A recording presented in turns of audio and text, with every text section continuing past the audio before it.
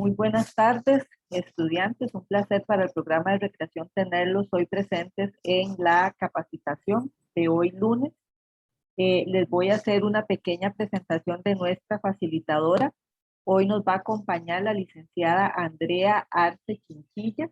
Andrea vive en Guanacaste. Ella es licenciada en biología con énfasis en manejo de recursos naturales. Es graduada de la Universidad Nacional. Funge como regente de vida silvestre.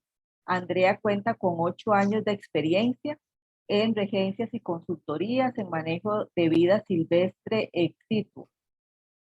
Andrea nos va a colaborar hoy con el tema evaluación biológica de la calidad de cuerpos de agua superficiales mediante el uso de macroinvertebrados. Muchas gracias, Andrea.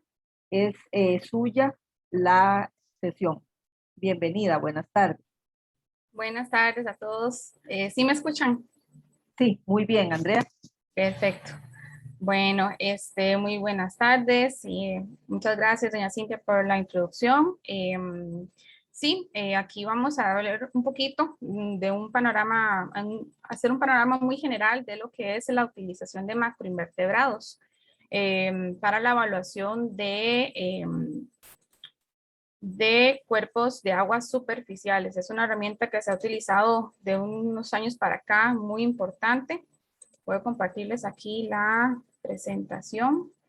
Esto fue parte de trabajos que sí hice mucho durante mi carrera, durante la licenciatura también, parte del trabajo de mi tesis y que sí, pues aprendí mucho de este tema.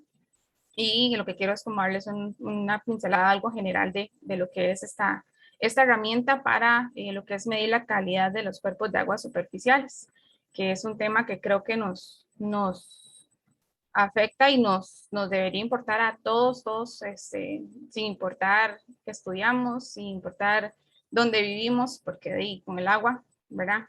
Sin agua nadie puede vivir, ¿verdad? Entonces es algo muy importante, creo yo, que debemos siempre tomar en cuenta. Bueno, vamos a empezar aquí la presentación. Vamos a ver, ok. Bueno, primero que todo me gustaría que ustedes vieran este paisaje, ¿verdad? Que es el paisaje común que uno encuentra cuando uno va a visitar un río o una poza. Tal vez los que viven en lugares más rurales, pues este paisaje es más común. Los que tal vez viven más en los lugares más céntricos o en las ciudades son sitios que tal vez nos gustaría ir en nuestro tiempo libre para pasear, para despejarnos, ¿verdad? Sí me gustaría que tomen en cuenta o que traten de visualizar la importancia de cada elemento que ustedes pueden ver en esta imagen, ¿verdad? Que cada pieza de ese paisaje tiene un papel muy importante en lo que es el ciclo o la dinámica del lugar, ¿verdad? De la naturaleza de ese lugar.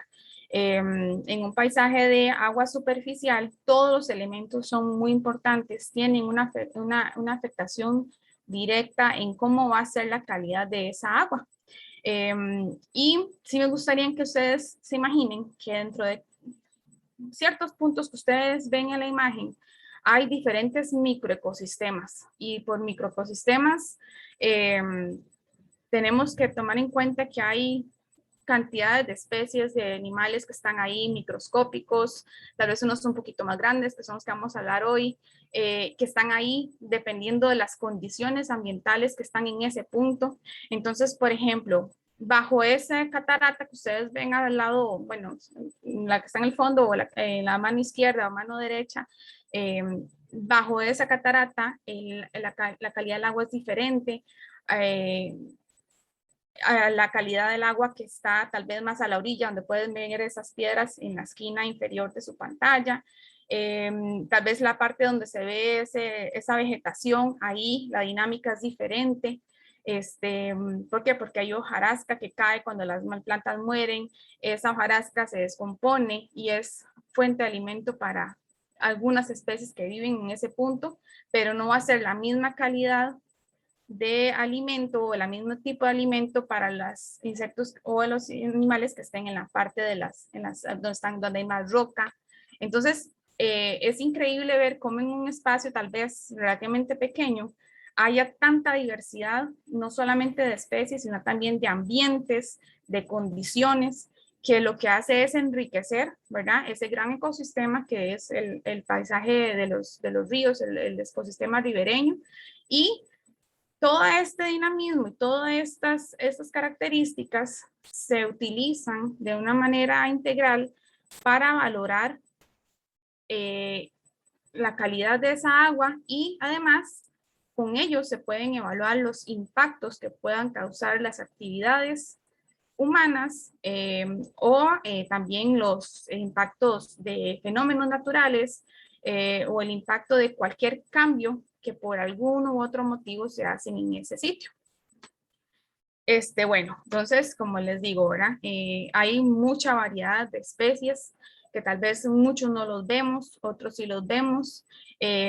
Por ejemplo, las libélulas las vemos en estado adulto, pero algunos se han preguntado, bueno, ¿qué pasa con el estado anterior a que sean adultos? Los huevos, las larvas, las ninfas, ¿de dónde están? ¿Verdad? En el caso de las libélulas, la gran mayoría son acuáticas hasta el estado previo al ser adulto y ellas tienen ciertas condiciones que nos pueden indicar cómo está la calidad del agua en esos lugares. Los moluscos, los crustáceos, otros insectos, ¿verdad? Bueno, aquí, bueno, para darles un concepto general de qué son los macroinvertebrados dulceacuícolas y su importancia, bueno, como su nombre lo dice, son invertebrados que se pueden ver a simple vista o en su concepto más técnico, que pueden ser retenidas por una red de malla de aproximadamente 125 micrómetros. Existe una gran variedad de adaptaciones, porque hay una gran variedad de insectos, de grupos, no solo insectos, ¿verdad? Crustáceos, moluscos, que tienen una gran cantidad de adaptaciones dependiendo de dónde viven y innumerables o muy importantes diferencias en sus ciclos de vida. Entonces, son especies que en una etapa sus órganos son diferentes, en otra etapa vienen a cambiar dependiendo de sus necesidades, ¿verdad? Algunos de estos grupos pasan casi todo el ciclo de vida durante el agua y el tiempo de desarrollo es altamente variable. Al haber una gran diversidad, hay especies que pueden pasar años en el agua, hay especies que pasan solo unos meses, ¿verdad? Dependiendo del tipo del grupo que se esté estudiando.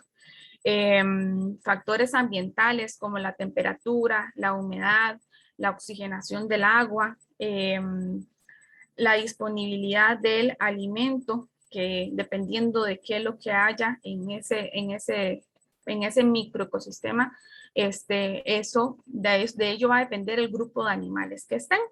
No es lo mismo la disponibilidad de alimento en un área de sedimento, de arena, en la parte arenosa del río, que por ejemplo en las zonas rocosas o en las zonas donde, como les digo, se acumula la hojarasca, ¿verdad?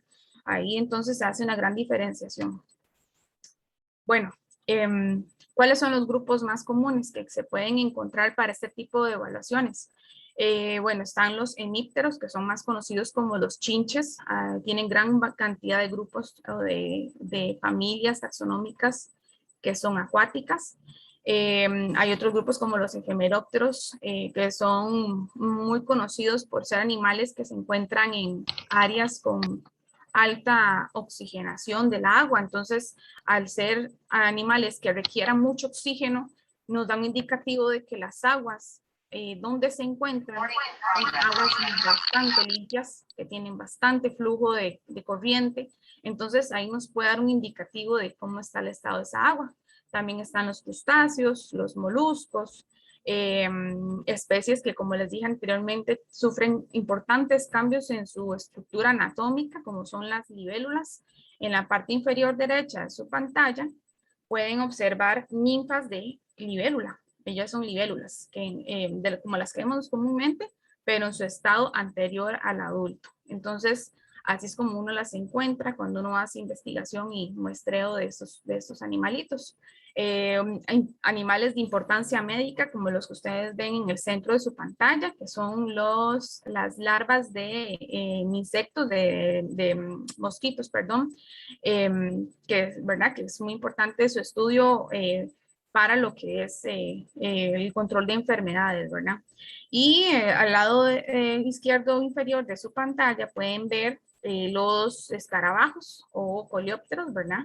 Que dependiendo de su estadio, pues así se pueden encontrar, porque sí se pueden encontrar tanto en su parte adulta como en su fase larval, o como ninfas, y las estructuras o la apariencia es muy, muy diferente, muy cambiante.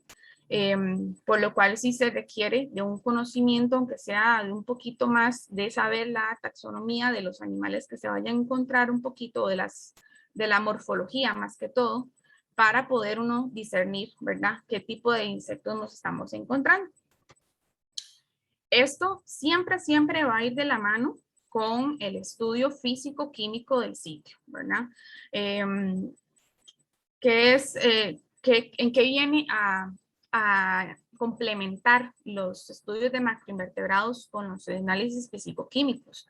Bueno, el análisis físico-químico, principalmente el análisis químico del agua, lo que es tomar una muestra de agua para evaluar sus componentes químicos, toman, como decir así, una fotografía del momento en que ustedes están tomando la muestra de agua.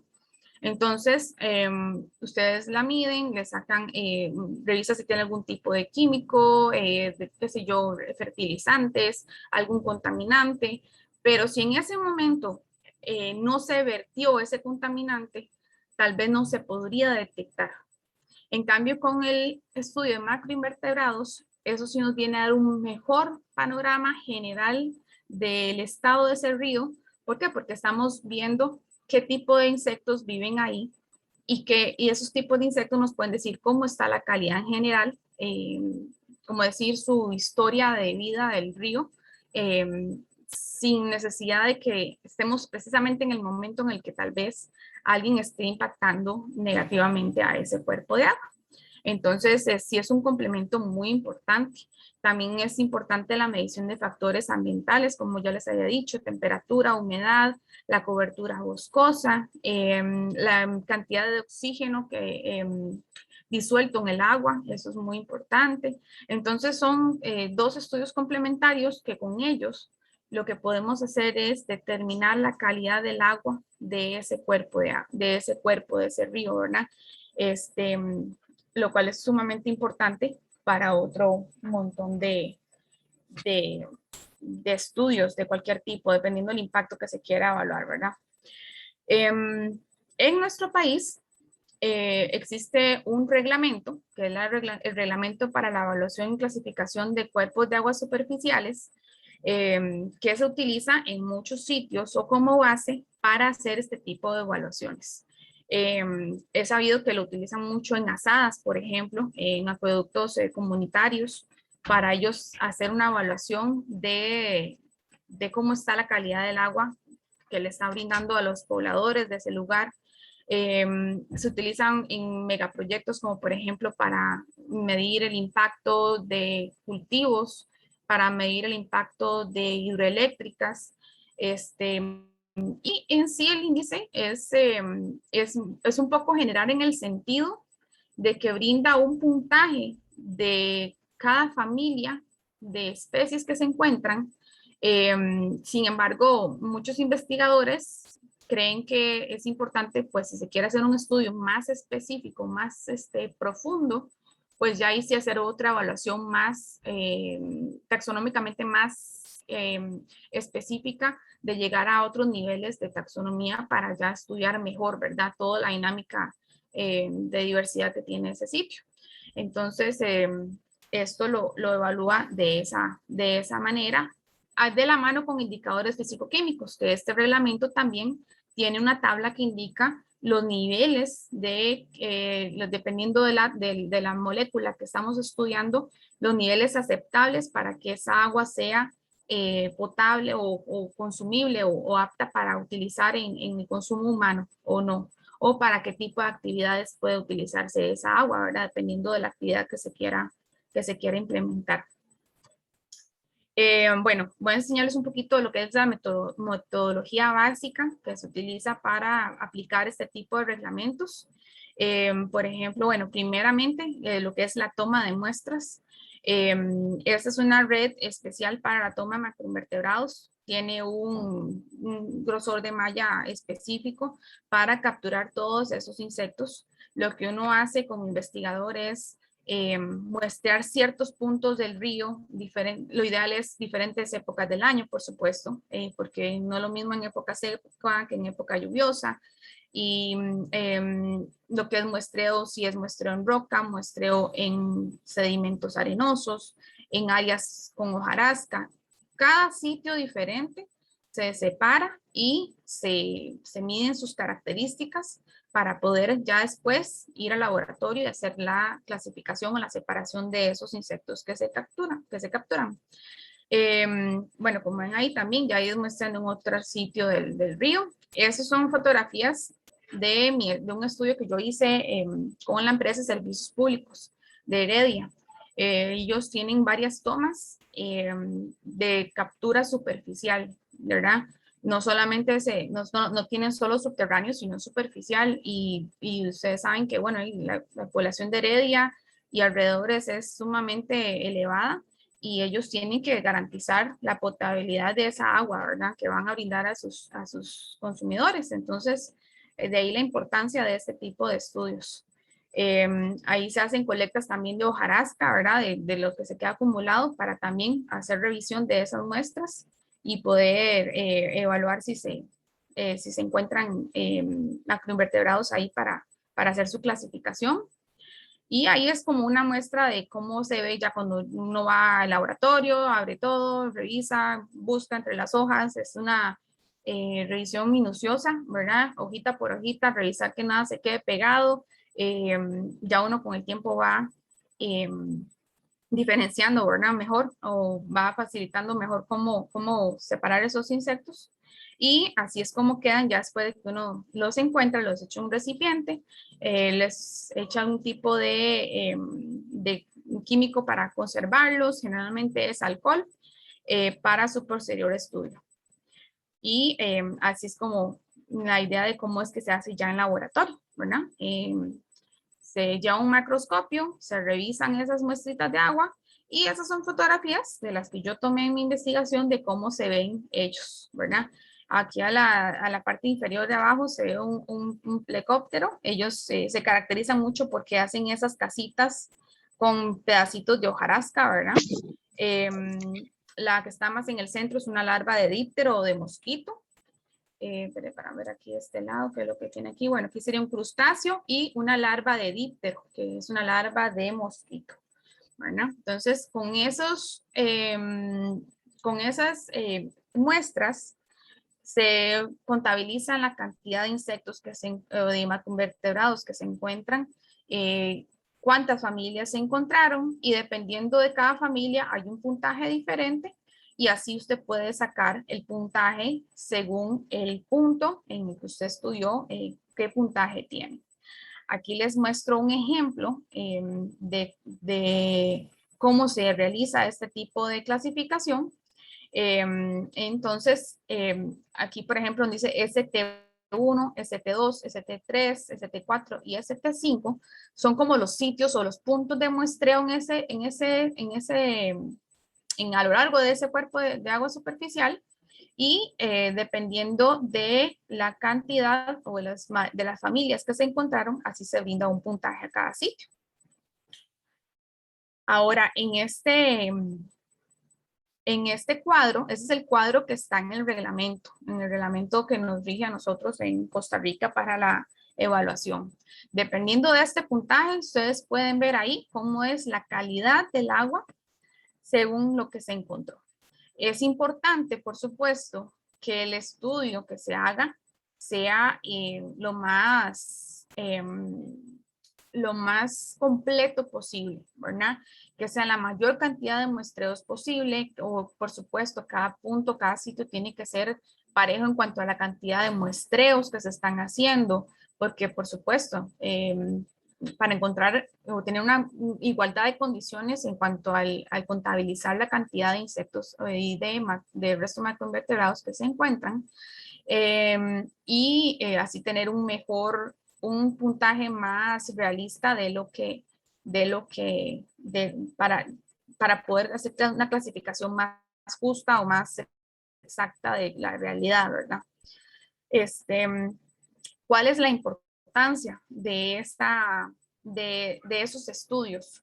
Bueno, los macroinvertebrados son súper importantes porque ellos controlan la productividad primaria de los ecosistemas acuáticos, ¿verdad? Entonces ellos determinan mucho o sirven de alimento para lo que es depredadores más grandes, y ahí va el ciclo, ¿verdad? De lo que es la cadena alimenticia. Y entonces la presencia o ausencia de estos animales van a influir en la presencia o ausencia de animales más grandes y de toda la dinámica ecológica del sitio.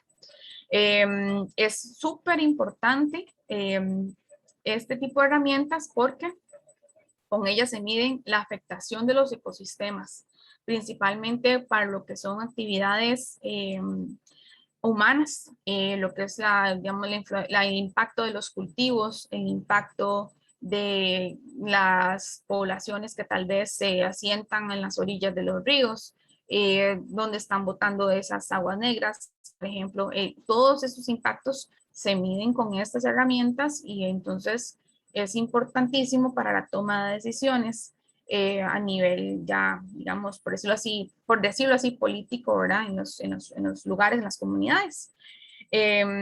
También es de suma importancia para la protección de fuentes de agua potable, ¿verdad? Como les decía anteriormente, en los acueductos o muchos acueductos que tienen fuentes superficiales aplican este tipo de técnicas para poder darse una idea de cómo está la calidad de esas aguas para lo que es brindar a los pobladores de sus comunidades. Y también permite lo que es el control de enfermedades transmitidas por especies que se consideran plaga, ¿verdad? En algunos lugares, es muy importante también para estudios de la Aedes aegypti, por ejemplo, y otras enfermedades que pueden afectar lo que es el ganado, por ejemplo. Entonces, sí son herramientas sumamente importantes. Lo que es la medición del impacto ambiental de algunas actividades de nivel económico. En el ICE, por ejemplo, tienen todo un equipo especializado que utilizan esta herramienta para medir el impacto de las hidroeléctricas en los sitios donde se han implementado, ver cómo cambia la dinámica, cómo se puede mejorar, las herramientas que pueden ellos tomar para disminuir el impacto basado en esos estudios. Lo que es el control de plaguicidas en ciertos lugares, el tomar medidas ahora que todo está, por dicha, más de moda, decir, usar energías más limpias y utilizar técnicas más limpias para lo que es la siembra, los cultivos. Y por supuesto, a nosotros también nos beneficia en el hecho de lo que es la protección de esas áreas que las utilizamos para nuestra recreación, y que a lo largo queremos también que sean sitios que nuestras futuras generaciones vayan a poder utilizar y disfrutar, así como lo hacemos nosotros o como lo hicimos nosotros. Esto es una pincelada, es algo muy, muy puntual de lo que es esta evaluación. Tiene muchas más áreas más específicas. Ya la gente que hace investigación más profunda, pues hay un montón más de técnicas y un montón más de herramientas que se complementan. Pero sí quería como mostrarles esto, la importancia de los macroinvertebrados en este tipo de estudios. Y eso sería mi presentación por hoy. Quisiera saber si alguno tiene alguna pregunta o duda que podamos resolver con muchísimo gusto.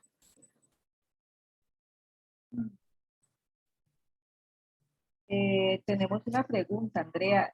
Nos preguntan cuánto tiempo fue el muestreo a campo y si puedes repetir el nombre de la especie supongo que contribuye a la oxigenación del agua, y además de esa especie, ¿cuáles otras se pueden considerar como indicadoras? Gracias. Ok, sí. Bueno, los muestreos es muy relativo dependiendo de dependiendo de los objetivos del trabajo que ustedes vayan a realizar.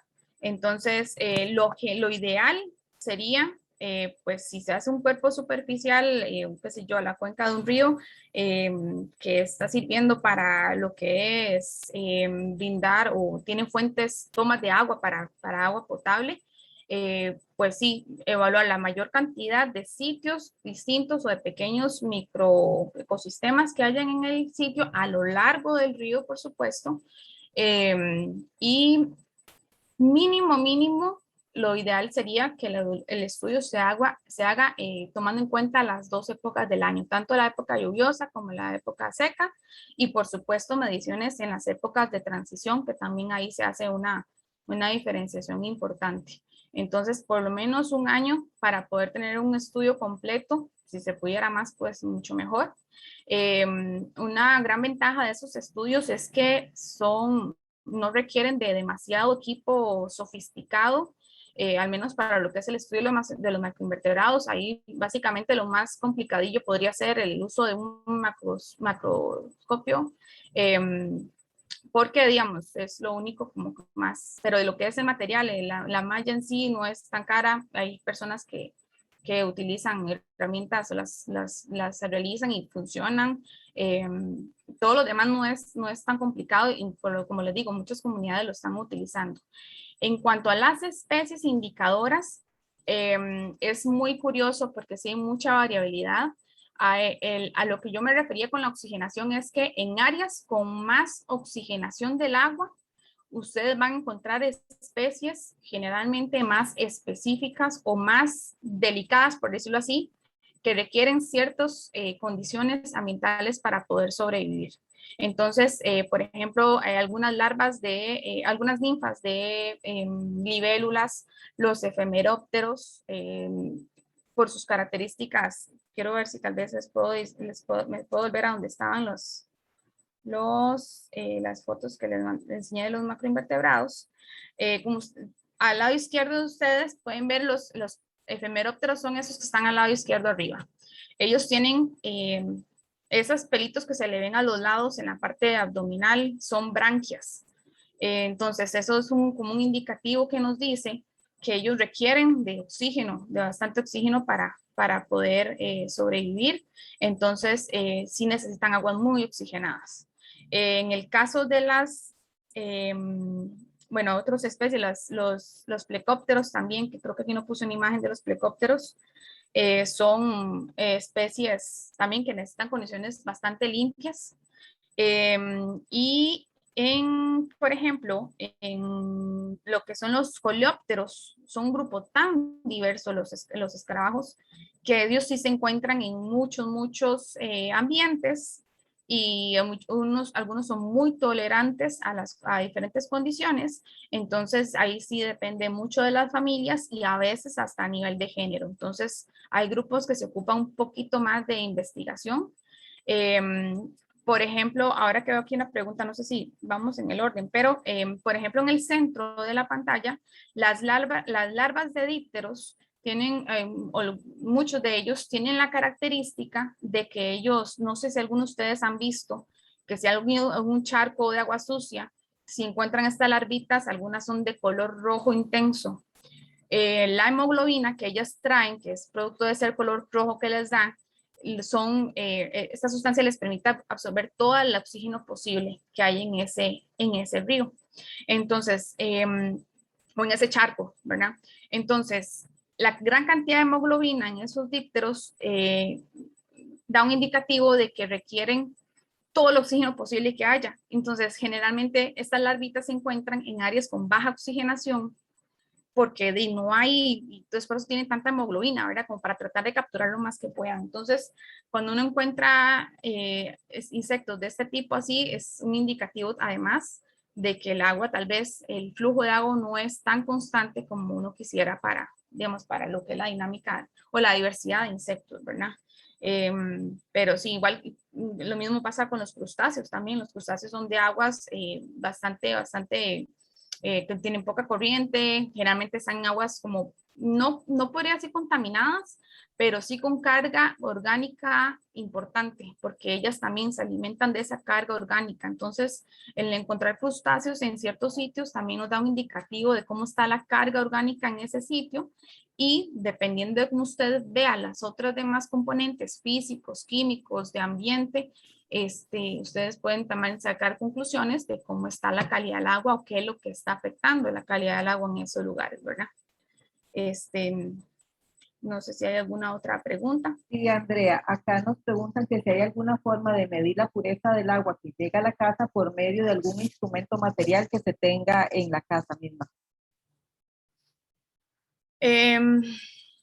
No precisamente que yo conozca. Lo único que yo sí conozco que se utiliza mucho para medir la pureza del agua es la utilización de medidores de pH, pero el pH no te va a decir mucho, ¿verdad? Es nada más la cantidad de acidez o de qué tan dura es el agua.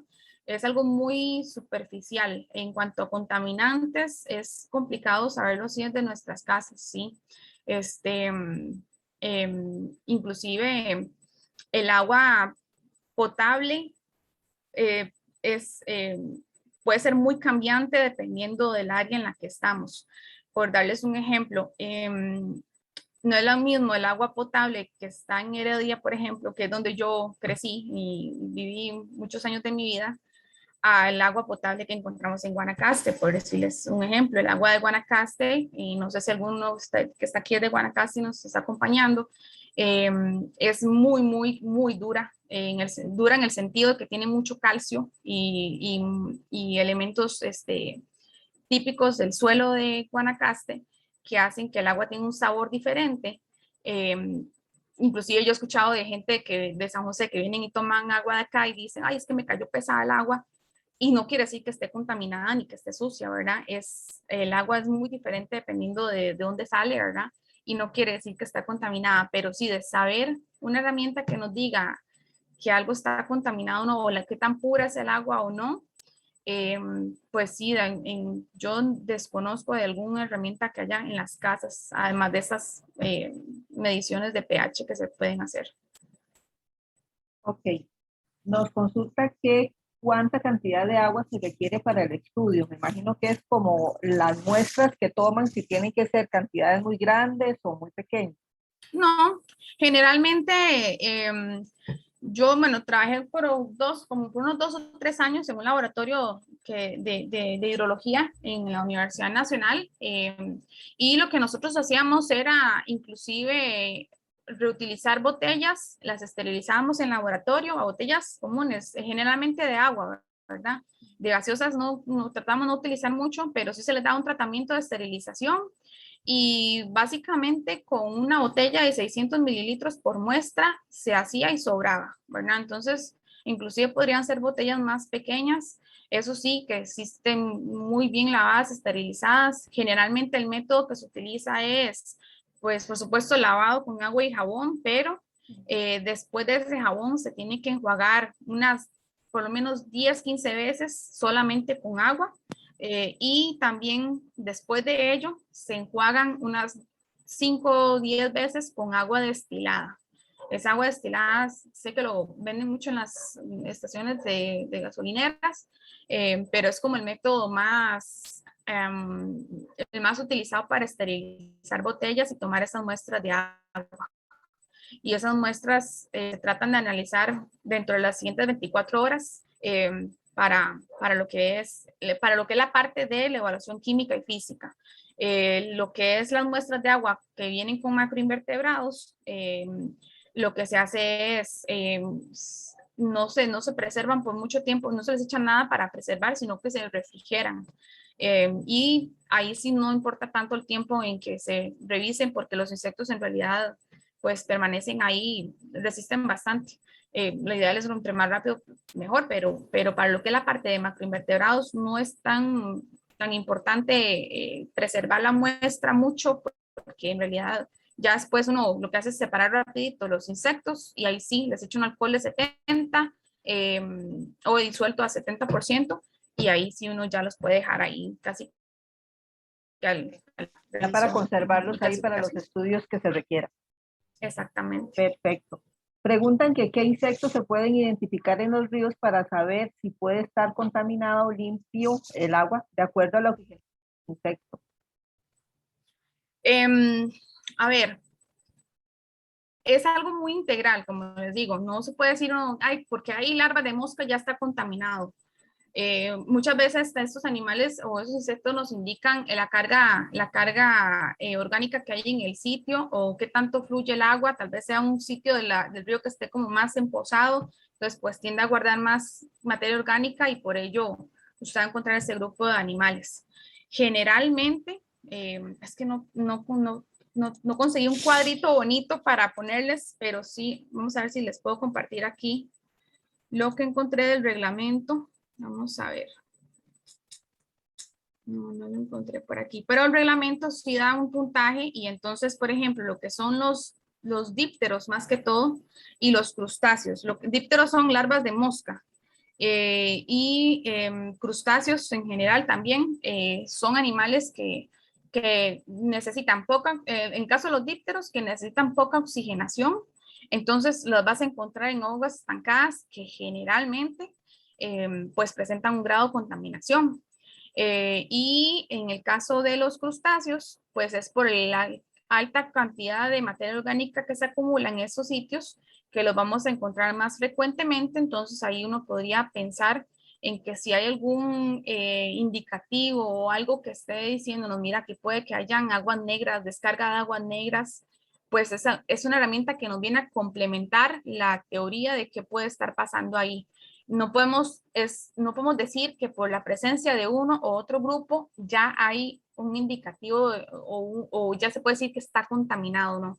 Como les digo, es un complemento a muchos otros estudios o muchas otras herramientas que se tienen que aplicar para ya uno decir, ok, si aquí hay un problema, se tiene que valorar y se tienen que tomar las decisiones a ver qué se puede hacer para mejorar las condiciones de ese sitio, ¿verdad? Entonces, es un indicativo nada más. Ok, sí. Relacionado con esto, la otra pregunta que plantean, que dice que si hay algunos microinvertebrados que son buenos para el uso del agua o son dañinos para la salud. Siempre va a depender también de las otras herramientas que se utilicen para hacer el estudio de potabilidad en ese caso, Sí, supongo. claro. Ajá, Sí, por ¿verdad? supuesto. Los microinvertebrados, los estudios ya serían estudios ya microbiológicos, ¿verdad?